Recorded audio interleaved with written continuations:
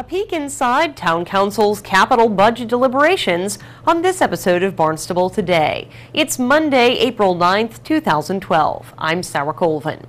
The budget process is underway here in the town of Barnstable. Town Council met last Thursday night and approved a slew of capital improvement projects for fiscal 2013.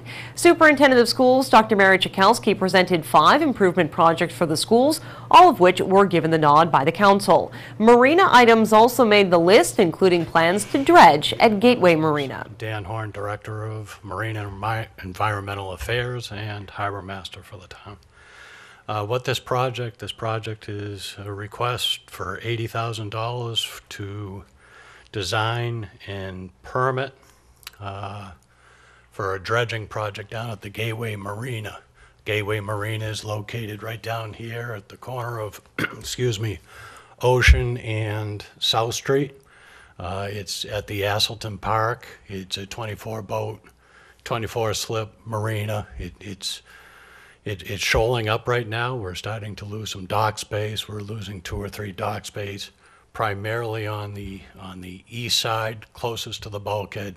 But there is continuing shoaling going on, so we need to address it. It's becoming unusable at certain tides, at lower tides. That project passed on Thursday night. Several items pertaining to Barnstable Municipal Airport were also included in Thursday's discussion. That includes plans to upgrade the runway arresting system.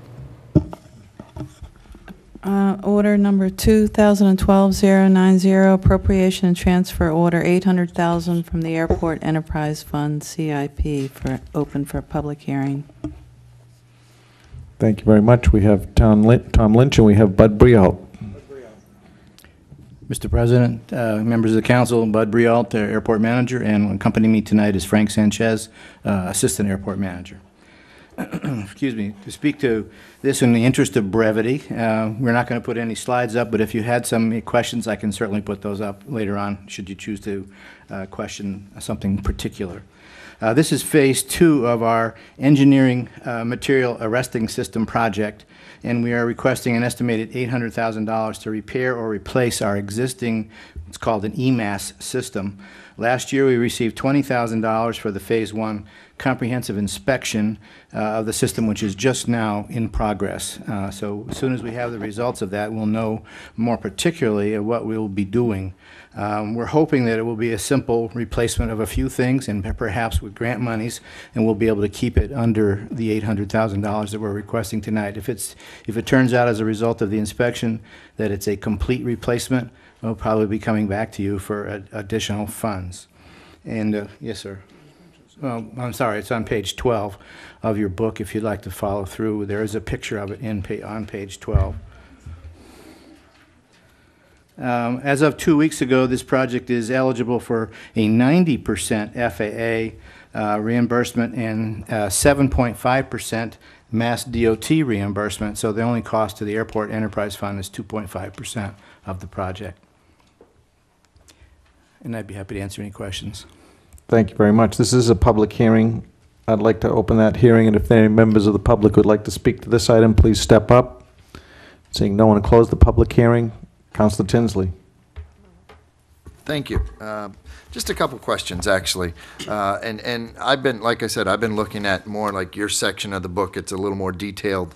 So I'm actually on page 143 is where I'm at, where it says the project cost estimates are $880,000. Below that, it says cost $800,000 design, construction, and retrofit.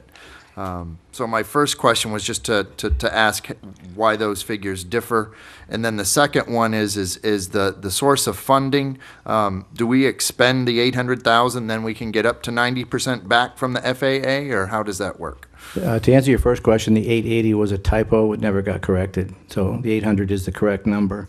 And yes, we have to fully fund all these projects, and then we get reimbursed.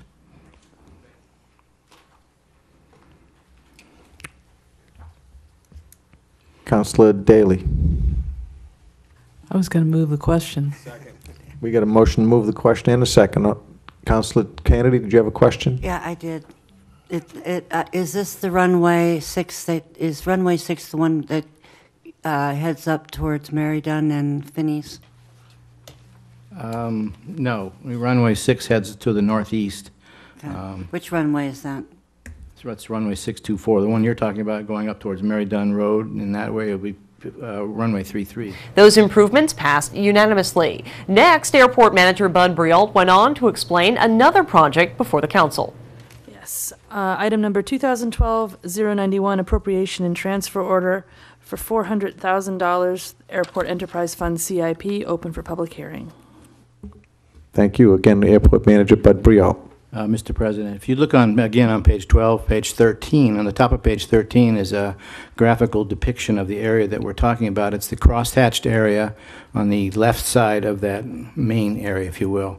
The runway visibility zone is what we came in about 2 years ago for phase 1. We got the money to begin the permitting process, which we're just now beginning to do. We really didn't want to take on another controversial project till the first one was done, so because this one could be somewhat controversial. This is what we are looking to do, is use this money for the physical clearing or lowering of the trees around those two ponds, because it impedes the visibility between the two runways, so that pilots, if they're landing or taking off on the two opposing runways, if they can't see each other, then they risk the possibility of a mid-air collision or a collision on the runway. And that is especially true at night after 10 p.m. when the tower is closed and there's no one there monitoring it, and then the airport is essentially uncontrolled airspace. So by eliminating that vegetation, if you will, it opens up the vista so that the pilots can better see one another. Actually, this is also, this is also eligible for the same reimbursement that I spoke about before, 90%, 7.5% from the state and 2.5% from the thank you. airport. Before we get to councilors, I'd like to open the public hearing. Any members of the public wish to speak to this item? Seeing none, we'll close the public hearing. Councilor Kennedy. Talk to me about the potential controversy. The trees are near the two ponds. If you see on the depiction, that's Upper Gate Pond and Lewis Pond. So that could be somewhat controversial because of, again, cutting trees down near a conservation or wetland area. So that's why I think it may be an issue with permitting. Is it near a residential area? No, it's not. Thank you. Councilor Cullum. But what's good is there's no asbestos, right? Yes, that's true. I couldn't resist. I'm sorry. We've been muttering up here. Council also said yes to that item. Aside from capital improvements, a cultural grant acceptance also appeared before the council last week. Thank you, Mr. President. This is the 7th year that we have been awarded the Adams Grant, and it really has gone a long way to helping us with our arts and culture program. It funds the Harbor Your Arts. It administers and promotes performing arts, exhibits, retail space for artists through the Artists Shanty program, the Artists Live Workspace, and several arts and cultural events, primarily in Hyannis through the year. I had some statistics provided to me by Melissa Hirsch, who helped write this grant again. Since 2005, there have been 481,993 visitors down to the Hyannis Harbor Your Art Shanties. They've sold in total sales $844,000. At our concerts, there have been over 25,000 folks go to these various concerts. So it's a worthwhile program, and I hope that you would vote to accept this grant. That was a quick move. The question, all in favor of moving this item? That's unanimous. And all in favor of accepting this grant? That's unanimous, Madam Clerk. Thank you very much. Capital projects involving the Hyannis water system were continued to the council's next meeting to allow members of the Hyannis Water Board to be present. The council meets next on Thursday, April 26th. With Barnstable Today, I'm Sarah Colvin.